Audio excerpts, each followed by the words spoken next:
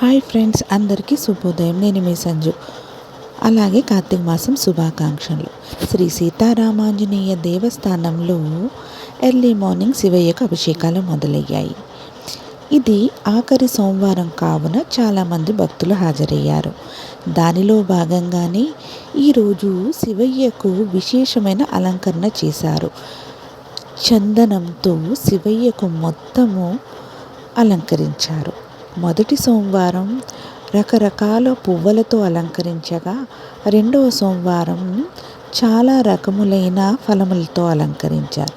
మూడవ సోమవారం మాత్రం పరమేశ్వరుడు అర్ధనారీశ్వరుడుగా దర్శనమిచ్చాడు. ఇక నాలుగవ సోమవారం మనమే స్వయంగా ఆ శివయ్యను చూడటానికి కైలాసంకు వెళ్ళినట్టు అలంకరించారు. చూసారా శివయ్య ఎంత అందంగా ఉన్నాడో. లింగాన్ని చూస్తుంటే ఆ స్మోకీలో స్వామివారు కైలాసంలో మనం దర్శించుకున్నట్టు ఎంత అందంగా ఉన్నారు.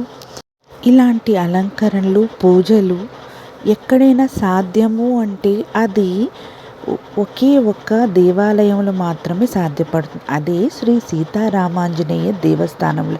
అందుకనే నాకు ఈ దేవాలయము అంటే ఒక ప్రత్యేకమైన ఇష్టాన్ని, అభిమానాన్ని ఏర్పరచుకున్నాను.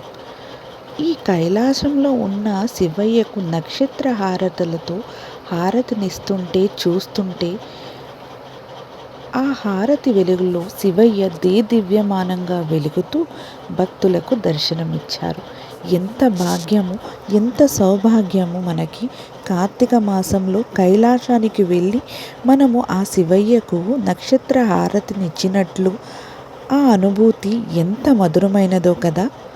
ఇలాంటి పూజలను, విశేషమైన అలంకరణలు చూడాలని అనుకుంటే తప్పకుండా శ్రీ సీతారామాంజనేయ దేవస్థానంలో వెళ్ళి దర్శించుకోవడమే ఒక్కటే మనము చేయవలసిన పని. సాయంత్రం టైంలో చాలామంది భక్తులు ప్రత్యేకంగా శివయ్యను దర్శించుకోవడానికి వస్తూ ఉంటారు. అలాగే కార్తీక పురాణము కూడా శివుని యొక్క భజనలు, కథలను కూడా ప్రధాన పండితులు మనకు చెప్తూ ఉంటారు. కార్తీక మాసంలో శివాలయంలో మనము శివుని ధ్యానం, స్మరణ, అలాగే కథలను వినడం కూడా అంతే పుణ్యం. నేను విన్న స్టోరీస్ని, నాకు తెలిసిన మాటలను మీతో ఇలా షేర్ చేసుకుంటున్నాను. ఏమైనా తప్పులు ఉంటే క్షమించండి.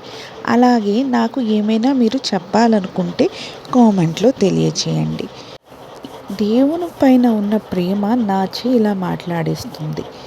అది దేవుని యొక్క కృప. మరొక అందమైన వీడియోతో మళ్ళీ కలుద్దాం. అంతవరకు బాయ్ బాయ్ ఫ్రెండ్స్.